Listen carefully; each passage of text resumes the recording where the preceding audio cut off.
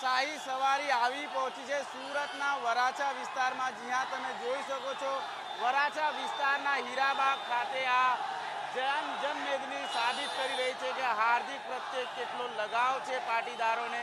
તમે જોઈ શકો છો હાર્દિક 4 વ્હીલ કારમાં આવીને પાટીદારોનો જે છે સ્વાગત ઝીલી રહ્યા છે। ખાસ કરીને તમે જોઈ શકો છો આટલી મોટી સંખ્યામાં પાટીદારો અહીંયા આવી પહોંચ્યા છે ત્યારે હાર્દિક હાર્દિકના નારા સાથે અહીં તમે જોઈ શકો છો હીરો એક બની ગયો છે, એક નેતા તરીકે ઉભરી આવી રહ્યા છે હાર્દિક પટેલ। ત્યારે તેમનું સ્વાગત કરવા માટે અનેક નેતાઓ સામે આવી રહ્યા છે।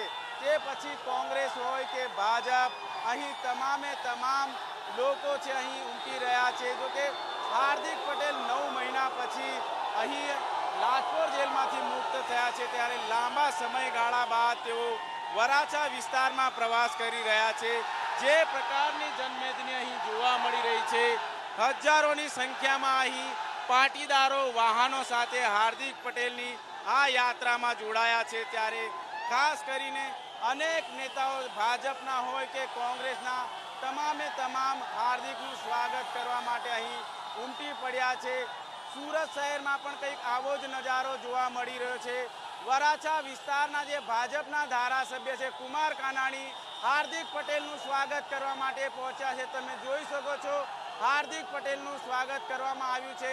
કુમાર કાનાણી જે સુરત વરાછા વિસ્તારના ધારાસભ્ય છે તેઓ હાલ હાર્દિક પટેલનું સ્વાગત કરી રહ્યા છે। પુષ્પહાર અર્પણ કરીને હાર્દિક પટેલનું સ્વાગત કરી રહ્યા છે। ત્યારે કહી શકાય કે કુમાર કાનાણી સામે ઉતરી આવ્યા છે, હાથ મિલાવ્યા છે।